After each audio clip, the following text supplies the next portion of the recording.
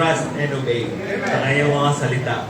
Okay? So, sulitin na rin po natin ang oras at ibigay na rin po natin sa ating third preacher this night.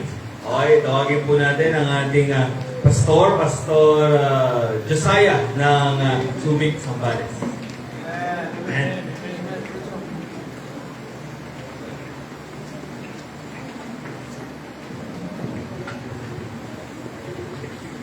Good evening po. Okay, magandang gabi po sa ating lahat. Mabilis lang po ako mag-preach. Kailangan lang, mabilis lang kayo makinig.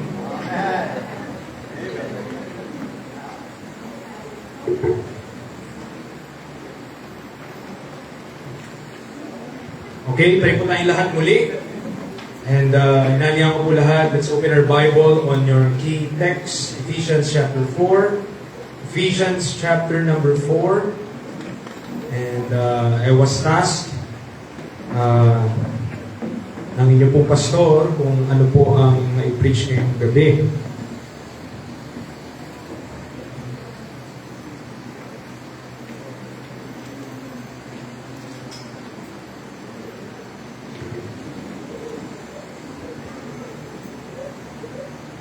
Ephesians chapter 4. Yan, nandyan po tayo sa verse number 17. Basahin po natin hanggang verse number 24. Ayan. Ephesians chapter 4 verses 17 to 24. Nandiyan na po kayo? So, basahin po natin sabay-sabay. Ready? Read. This I say therefore and testify in the Lord that ye henceforth walk not as other Gentiles walk in the vanity of their mind, having the understanding darkened, being alienated from the life of God, see that ye have heard Him, and have been taught by Him as the truth is in Jesus. That ye put off concerning the former conversation the old man, which is corrupt according to the deceitful lust. Ye stay. Nawa Panginoon, though yung iba, yung kanilang flesh, weary na. Pagod din po. But your word ay bigyan namin ng atensyon, bigyan namin ng tuon. And we know na hindi lamang sa tinapay na bubuhay ang tao, bago sa bawat salita na lumalabas sa bibig ng Panginoon. So thank you Lord sa pagkakataon po na ito.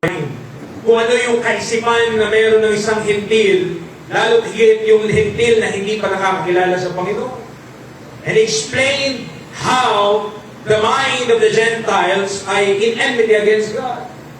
So kontra po yun sa Panginoon. But salamat, kasi hindi lamang po tayo natapos doon, hindi lang tayo inistrakan ng Panginoon not to be conformed to this world, but also that ye were the servants of sin.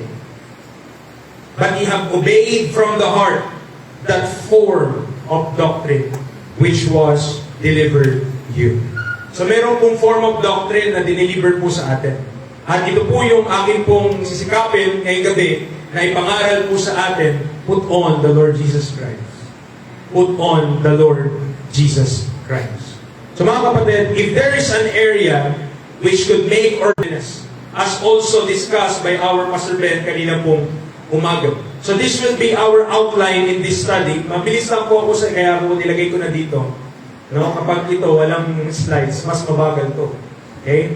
But dahil nandito na, mas mabilis po. Okay, ito na po, papakita ko na yung outline natin. 4 lang po ito. Ating panawagan bilang mga saints into sanctification. Ang sabi niya sa verse number 1, furthermore then, we beseech you, brethren, and exhort you by the Lord Jesus, that as ye have received of us how ye ought to walk and to please God, so ye would abound more and more. For ye know what commandments we gave you by the Lord Jesus. For this is the will of God, even your sanctification, that ye should abstain from fornication. So hindi po natin patagalin mga kaibigan, mga kapatid. First, under the heading of sanctification or the call to sanctification is number 1, meron pong expectation mula sa panawagan po ito ng Panginoon. There's an expectation to this call. Sabi niya, we beseech you, brethren, and exhort you by the Lord Jesus. So mind you, this study is intended for those who are brethren. Maliwanag po ba yun sa talata, sa verse number 1? Maliwanag po, ikaw ay may pagkakilala sa Panginoong Jesucristo. You need to have that relationship. You need to believe the gospel of Christ before you will obtain the full effect of this message. Sabagat ang call na ito na sinasabi ng Biblia about sanctification is for the brethren. Ngayon, kung hindi ka pa brethren, bakit ayaw mong maging brethren? Kung paano siya namatay para sa ating mga kasalanan. Doon sa krus ng Calvary, He suffered for you and for me. Also that He was buried and that He rose again the third day, according to the Scripture. Kung hindi ka pa naniwala sa mensahe na yan na sapat na para mabayaran ang iyong mga kasalanan, hindi ka pa saved. So we pray you, why target? Why not become a brethren? Why not become a child of God? Bakit hindi ka sumampalataya kay Kristo? And to please God. That as He have received of us, how He ought to walk and to please God. So merong tamang paraan kung paano lumakad at manugod ang Diyos. Nakita niyo po dito, how dinala niya naman yung fruit of the ground an offering unto the Lord in Genesis chapter 4. But Abel did the Lord have respect because he brought the firstlings of the flock. Mapansin natin as early as Genesis, may kita mo na ang Panginoon merong dalawang tanggapin mo na lang. Pero ganun ba ang Diyos? Hindi niya tinanggap eh. But to Abel had respect because he brought the firstling of the flock, and according to Hebrews chapter 11 verse 4, and God rendered it as a more excellent sacrifice. Tinanggap now. But he had to offer it based on the standard of God. At kaibigan, kung hindi ka pa saved, anong kinalaman ni Kristo sa kasalanan mo? Anong kinalaman ni Kristo sa kasalanan mo? Yung ating mga kasalanan para bayaran doon. At maniniwala na lang tayo. At makamtan mo yung buhay na walang hanggan. That's the standard of God. Hindi niya ni-lower yung standard niya para ma-meet yung expectation mo. He meet His own standard kahit pa siya yung gagastos. Gastos niya yun eh. Siya na yung may expense bago pa tayo.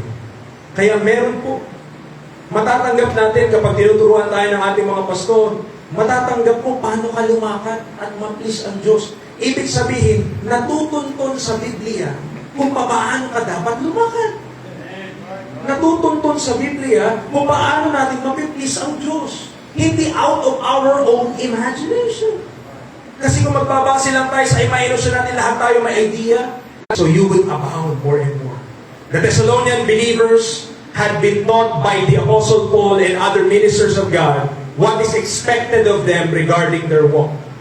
In line with this, they are to abound or to continue, grow, and have increase in how they ought to walk and to please God. At yun po yung gusto ng Diyos. Kung tayo po, kung meron na mga lumalakad dito sa truth, for this is, sabi ng Bible, the will of God, even your sanctification. Sanctification is the act of sanctifying or making holy. The state of being sanctified or made holy, especially the act of God's grace by which the affections of men are purified or alienated from sin in the world and exalted to a supreme love to God. Also the state of being thus purified or sanctified. Kaya po mga kapatid, also it is the act of consecrating. Someday you will be glorified. Pero ang mahirap i-apply, hindi yung malaman mo na sanctified ka. Hindi yung malaman mong ira-rapture ka at papalitan yung katawan na to. But what is hard to apply ay yung mga truths na yun presently. Paano ako mabubuhay ngayon bilang ligtas? Richard, hindi ba sapat na save lang ako?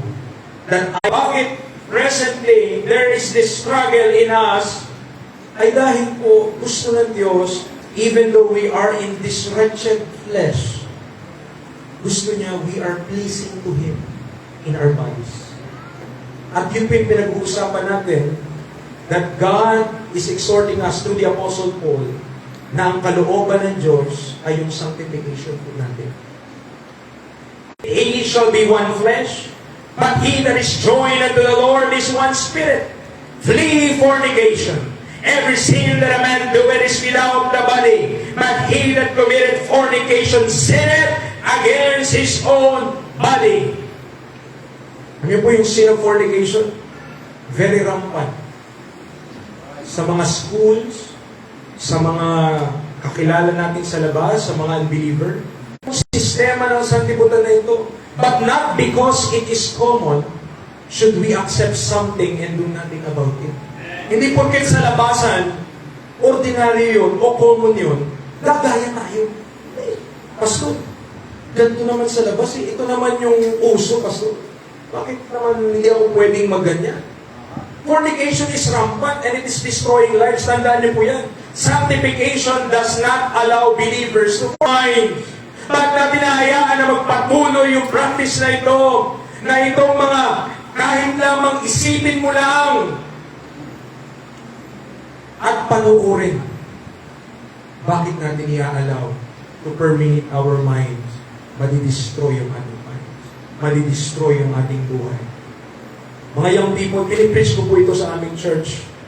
Itong mga bagay na to. That's why hindi ito lingid sa...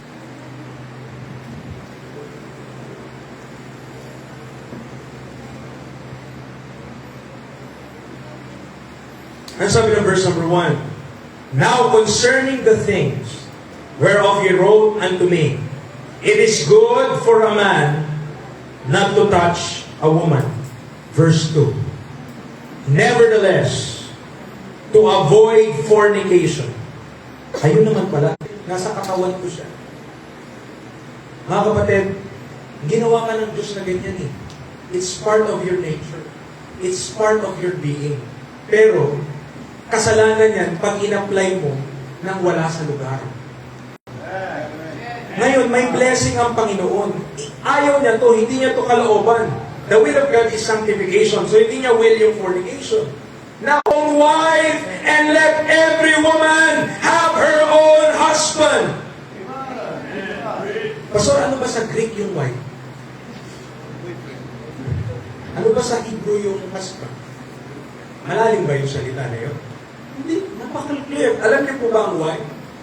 Asawang babae. Ano ang husband? Asawang lalaki. Paano daw maabot? Bakit mo ita-try na mag-girlfriend, boyfriend? Kung di ka pa naman pala mag-aasawa.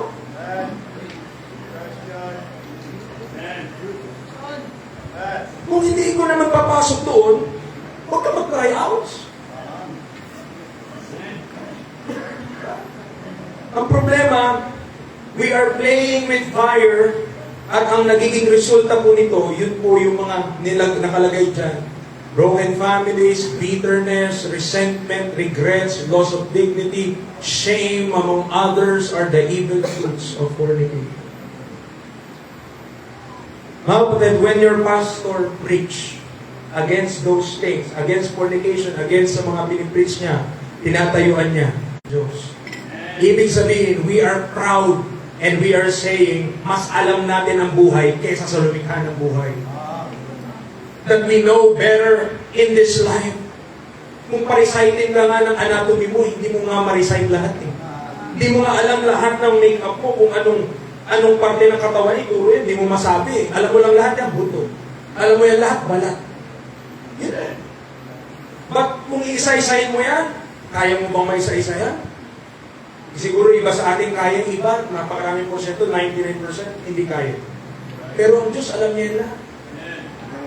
Alam ng Diyos lahat ng parte ng ating katawan. Ang point ko lang, mga kapatid, mas alam, outdated na yung Bible. Dapat we are keeping with the times. Oo, yan, ito yung keeping with the times. Bakit ang sikat sa social media, radical po? Bakit? Ano mga sikat doon? Diba? Hiwalayan, sakulutan, gano'n. Diba? Kaguluhan, yun yung mga seriously. Kung hindi ka naman papasok sa pag-aasawa, huwag ka mag-try out.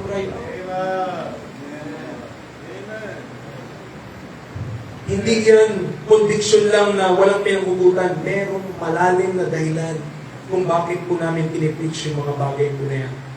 that he should abstain from fornication. We could not do a study on sanctification without touching the likes of fornication, for this explicitly written along the lines in sanctification in honor. Anong kabaligtaran ng honor? Dishonor. Shame. Disgrace.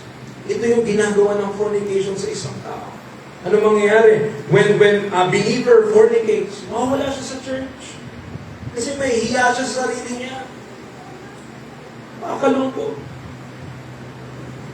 Now, he could act proudly and think his actions are acceptable, but the temptations are out there. Our marriage, mga married people, yun po yung ating hedge of protection, yung marriage natin.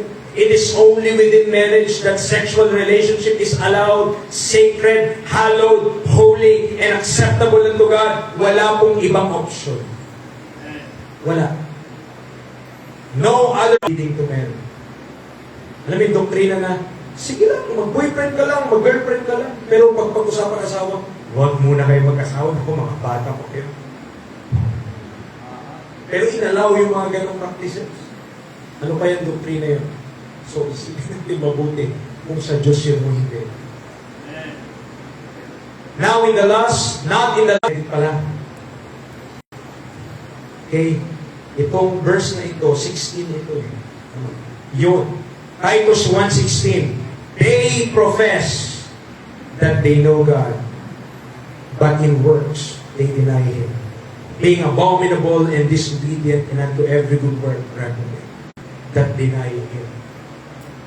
Yung ating gawa mismo na dinidinay natin ang ating Diyos. That no man go beyond and defraud his brother in any matter, because that the Lord is the avenger of all such, as we have forewarned you and testified. So lalagpasan na po natin ito, mga kapatid. Lastly, under the call to sanctification, Him, He is holy, righteous, just, undefiled, and separate from sinners. Kailangan natin makilala ang Diyos that that is who He is. That He is a holy God. And as a holy God, ayaw niya na yung kanyang mga anak ay magpapatuloy po sa kasalanan. That is not His will. Hindi natin dapat padi, but you are as dim as us. Pero kung matutunan natin that gospel, yung gospel talaga ni Kristo, pag na-preach sa tao, maapektuhan talaga ang tao niya. Si Kristo na lang ipipreach mo sa street preaching, nagagalit na. Hindi ka naman, hindi mo naman pinipreach yung kasalanan nila. Papaguin po tayo, i-cleanse po tayo niyan, mga kapatid. Jesus Christ becomes a man and even dined with sinners. Pero hindi mo maakusa ang ating Panginoong Hesus na nagkasala siya anytime. Bakit? Kasi kahit siya ay kasama nila, He will never compromise His holiness and righteousness. Pwede siyang kasama ng mga makasalanan, pero hindi siya, never siyang magiging makasalanan. He's with them, but He's not things. And the sustainer of all things. Imagine kung yung boss na lang natin, yung i-despise natin, at yung parents natin. Diba? Sa mga children, pag di nakinig sa parents, sige, mamaya, rad ka. Diba? Usap kayo ni Papa ng rad kapag hindi nakinig. Amen? Hindi po ito kalooban ng tao. This is the will of God. Kung naghahanap kayo, ano ba kalooban ng Diyos? Ano ba kalooban ng Diyos? Ang linaw-linaw na sinabi niya, this is the will of God, even your sanctification. That is the will of God. Huwag ka na maghanap pa ng ibang will of God na inisip ko. Ano ba na? Yun ang kalooban ng Diyos sa iyo. For our lives to be clean. Na hindi tayo mapunta doon sa fornication na sinasabi ng talata. Let us learn, mga kaibigan, mga kapatid, sa mga young people. Natira sa atin. Di po ba tama yun? Because the Holy Spirit is in me, hindi na siya mawawala. Now, kung yung Holy Spirit nakatira sa iyo, hindi ano dapat yung pamumuhay natin? May Holy Spirit ka sa loob, pero yung buhay mo unholy. Contradiction yun. Contradiction yun kung ano yung nasa loob. That's why, number 2, yung dahilan. Bakit ba? Bakit ba tayo? Ano ba pagkakakilanlan mo? You are sanctified in Christ Jesus. So, nasaan yung location ng sanctification natin? Where's the location of that sanctification? In Christ Jesus. So, alisin kita kay Kristo Jesus. Sanctified ka pa? That human is created in righteousness. and true holiness. Ibig sabihin, yung human na yan, na nakatira sa atin ngayon, na nasa sa atin ngayon, yan yung make-up.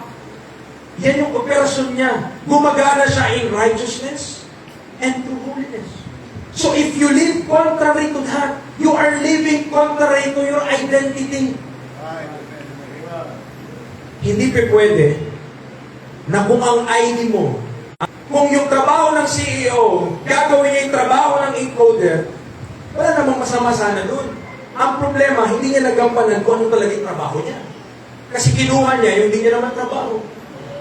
Kapatid, kapag namuhay tayo contrary to that nature that is in us, that nature is holy and righteous, at hindi ka doon namumuhay ka contrary to your nature.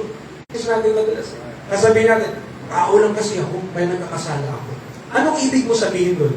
Na nasa nature mo yun. Kaya ka nagkakasala kasi nature mo magkasala. Dahil na makasalanan ka. Now, ito ang kailangan nyo pong maintindihan. Kailangan po nating maintindihan. Ngayong ligtas ka na, hindi ka na lang makasalanan. Nandiyan po kayo? Ngayong ligtas ka na, nilagyan ka na. Ngayon, naligtas na tayo. Hindi na tayo pwede magdahilan. Sabihin natin, ay, kasi tao lang ako kaya lagi ako nagkakasala Dahil kapag na-save ka na, you have now a choice. I have now a choice. I could yield to the flesh or I could yield to the Spirit. Saan ka mag-yield ngayon? Ngayon, pag nakakita tayo na nagkakasala pa rin, pinipili pa rin yung kasalanan, mali-mali pa rin yung priority form of doctrine which was delivered you. The problem with us now, mga kapatid, ang problema sa atin ngayon, hindi yung hindi natin kaya. Ang problema natin ngayon, ayaw natin sumunod. Kasi saints, believe it or not, kung saved ka, are you saved? Yes. Santo ka, ayon sa Biblia. Kahit walang barangay na nakapangalan sa iyo, santo ka. Kahit walang street na nakapangalan sa iyo, santo ka pa din. Bakit? Hindi ko kailangan yung batas ng Pilipinas. Hindi po mga kapatid. We are saved because according to the Word of God, we are called to be saints. Also, we are created in Christ Jesus unto good works. Brethren, to do good works that pleases God requires, pero is that the good works according to the Bible? Let's study the Bible kung yun yun. Pero I believe, yung kaya lang na mamuhay unto good works is them that are in Christ Jesus. If you are not yet saved, you are not in Christ Jesus. Wala ka kay Kristo Jesus. Kakawan, kasi nag-yield kami Ang body natin, pwede mo gamitin sa tama o sa mali. So, nasaan yung area of conflict, mga kapatid? Nasaan? Our minds. Kaya ang gusto ng Diyos mangyari, be transformed by the renewing ability the moment we got saved. We have the Holy Spirit. The problem now is not with God, but with our yieldedness. Kung yielded ba tayo sa Diyos o hindi? Kasi kung hindi tayo yielded, kahit anong Holy Spirit pa, 10 pa ilagay niya sa iyo, just word per letter, wala pa rin Bakit? Hindi tayo. As believers, our bodies could yield to our old man or new man. If you may recall, doon sa past lesson, sa Romans 6:19, but according to 1 Corinthians 6:19, our bodies is the temple of the Holy Ghost. Yung katawan po natin, templo ng banal na siya na may kabanalan sa Panginoon. Pag nag-decide tayo na maging sanctified tayo o yung buhay natin, live in sanctification, may sacrifice po kapatid. There are sacrifice involved. Merong mga kaibigan na dapat mong iwanan. May mga kasama ka na di mo na makakasama. May mga gawin, I'm buried with Him, but I rose again with Christ. That's our identity with Him. And when we live according to that gospel, may mga bagay po tayo kailangan i-sacrifice. Amen. Gumugugol ka dyan sa cellphone na ng 5 hours kada araw para lang maglaro. Why not? Commit yourself to Jesus Christ. Sacrifice for the Lord Jesus Christ. Kasi mas worth it naman yun Kung gusto mo nag-aral tayo. Diba? Kinuman pa naman niya mag-study. Okay? When we do study the Bible rightly divided, considering what Paul says, we will learn several things. At yung isa sa mga matutunan mo ay meron palang mga ganyang mga verse na hindi madaling i-apply. Pero kailangan good, acceptable, and perfect will of God. Kaya nga sa Hebrews, if I'm not mistaken, there is a verse na sinabi doon that there's a time that He ought to be teachers. May time na dapat nagtuturo na sila. Pero bakit hindi pa rin sila makapagturo? Mag-grow na sana, mag-grow na sana, mag-grow. Ay, may mga tinik, hindi na makagrow. Ano daw yung mga tinik na yun? The cares of this world and the deceitfulness of riches have choked the word that it become unfruitful. Maraming young people ganun. Maraming mga church members ganun. The things of this world, the deceitfulness of riches have so choked them. Ba? Kung nakanood kayo ng Paul's example which he clearly say he would or he should. Men who are otherwise minded will not walk according to his pattern. Bakit? Because they mind earthly things. Because of that goodly heritage, you have some things that you miss in this life. Huwag mo pang hinayangan yun. Huwag natin pang hinayangan na yung mga kasalanan di mo na naranasan. Na yung mga hurt dito sa liputan. Yung old man mo, di ko na po ito i-discuss for the sake of time. Because we should be full of grace. Season. Amen? So may ipuput off ka. Ipuput off mo yung old man. And because of that, you will learn the practices associated with that change na sanctification. Conclusion na po mga kapatid. Live in sanctification, brethren. Only that life will be worth it on eternity. Simply put, tinawag po tayo ng Panginoon in sanctification. Wala dapat tayong laban doon kasi maliwanag naman. Hindi mo na kailangan pumunta sa Greek doon. Hindi lang kailangan. Klaro po ang kalooban ng Diyos. Now, the problem is, are you willing to obey or not? Tayo po'y manalangin. Father, thank you so much for this time. Thank you for the patient hearing of your saints. I know, karamihan po sa amin pagod na, tili ng mga disobedient. Na di po kami manatili in ungodliness. Na di po kami manatili na doon kami sa kasalanan or nag-enjoy na lang kami in complacency, na okay na lang kami sa buhay kahit kami na out of the will of God. Father, bring to their minds these things na napag-usapan po ngayon na preach. Kayo po maitas. Thank you for Pastor Jay and for this church. Thank you for heaven-bound Sanctification, and that is past, present, and future. Our past sanctification is settled. Wala na makakapagbago doon. Wala nang magbabago doon.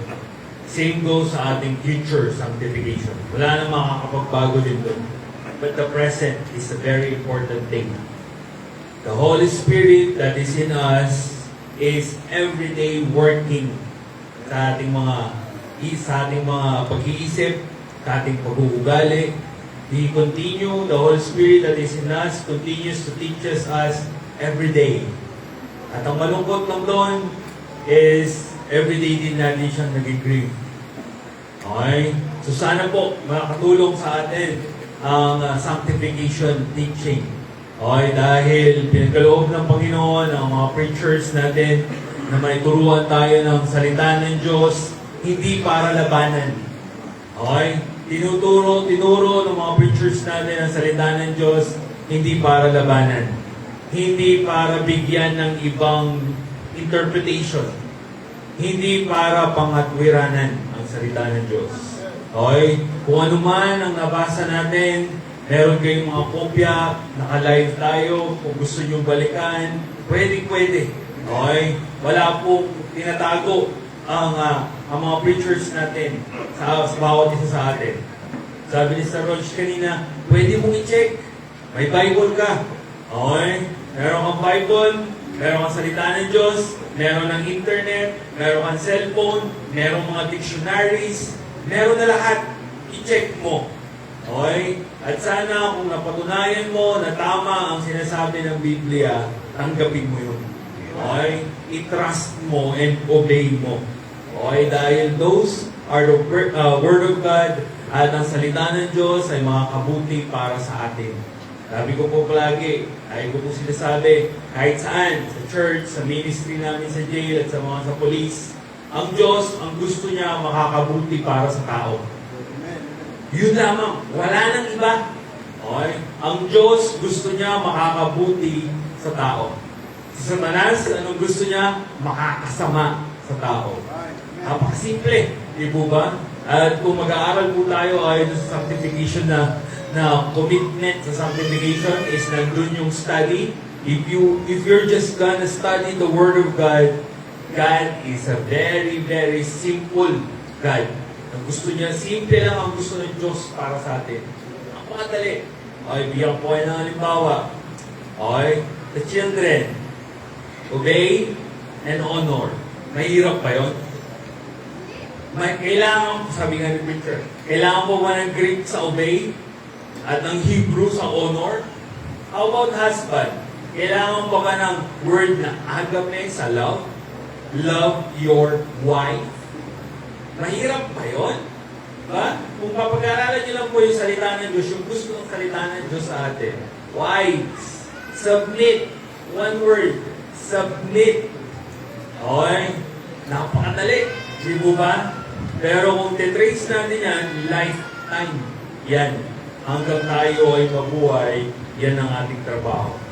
Okay? Napakadali lang po ng salita ng Diyos. And salamat sa Diyos at na-materialize po yung conference and I've been blessed sa mga preaching. I've been blessed din po ako sa inyo. Okay? Hindi lang po sa, of course, hindi lang sa preaching nakaka-bless kahit po sa presence ninyo. Okay? Nakakatuwa po. Okay, so tayo po yung mawit ng isa. Hilingin ko po ulit ang ating song leader this evening. Then, hinihiling ko po na mag-closing prayer si Pastor Giancarlo. Closing prayer po para po sa ating pagtatapos ng ating event ngayong araw na ito. Okay, bukas po ay 9 o'clock po tayo. At salamat Pastor GM sa pagbigay po ng opportunity to lead the songs. I am thine, O Lord. At sa 5th song, at connected po sa preaching ni Pastor Josiah. In our life, bilang mananampalataya, ang dulo ng point or last point is the change. Amen? Yung mindset natin, yun talaga yung point niya, renewed the spirit of our mind. Kung talagang nasa isip mo na may nagmamayari na sa'yo, bakit ka nagpapagamit sa ibang tao or ibang personality? God owns you by the virtue of the blood of Christ. So let that honor use you, amen, all the way until eternity na nga, recorded eh. So habang nandito pa tayo as ambassador, we are working as an ambassador until God will take us home. Amen? We will declare this, I am thine, O Lord. Okay? Nandiyan na po, page number 2. Okay, first stanza now, go. I am thine, O Lord. I have heard thy voice and it told thy love to me. But I long to rise in the arms of faith and be closer drawn to thee. Draw me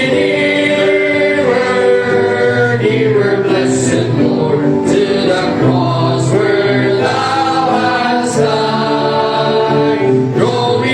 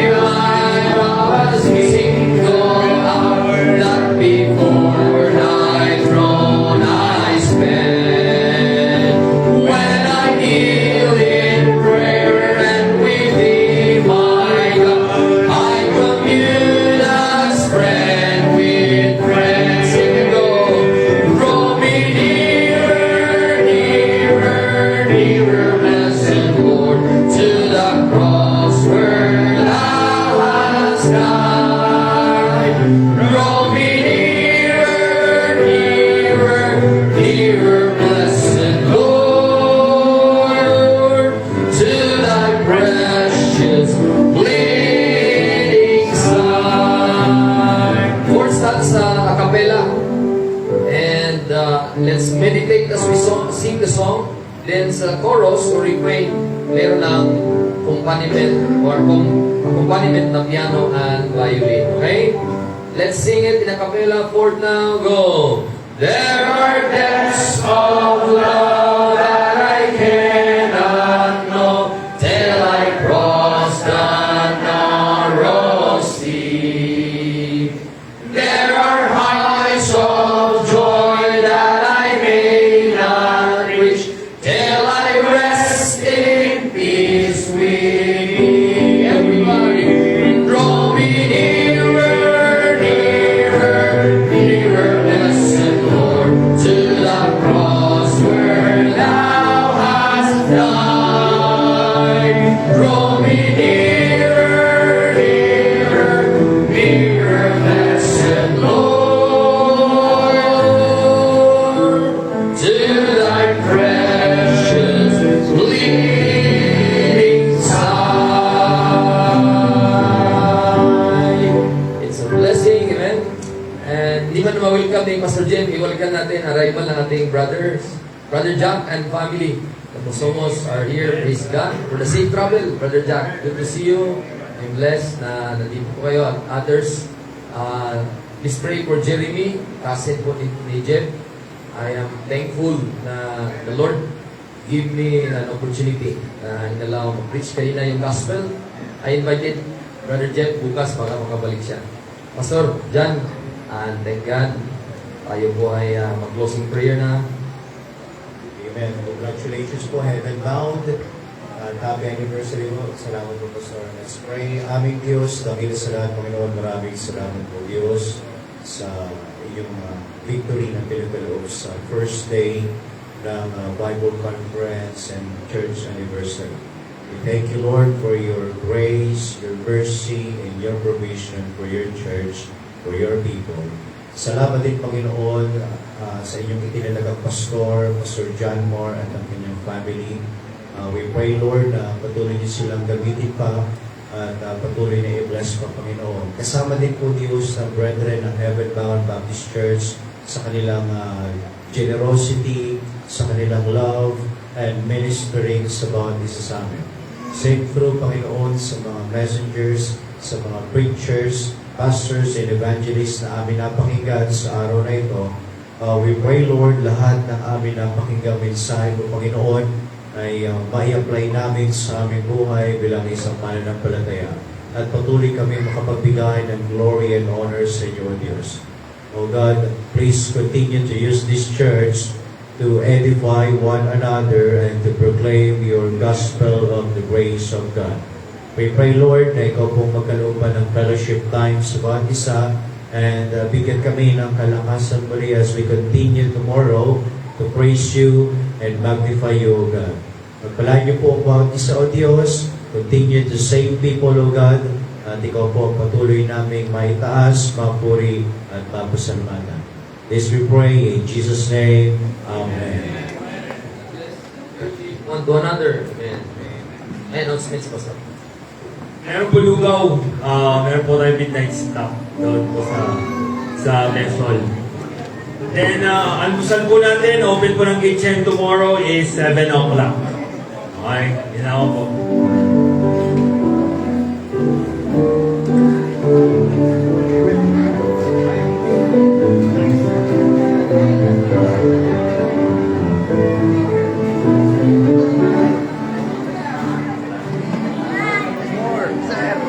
Kailan tayo nagkita? Hindi tayo nagkita.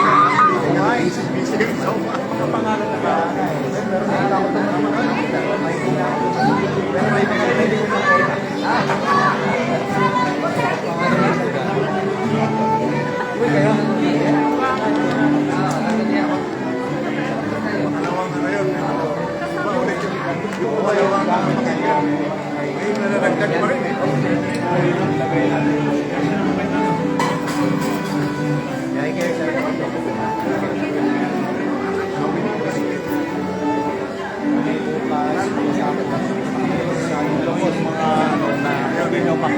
Sigurado. Kasama ko si Rachel sa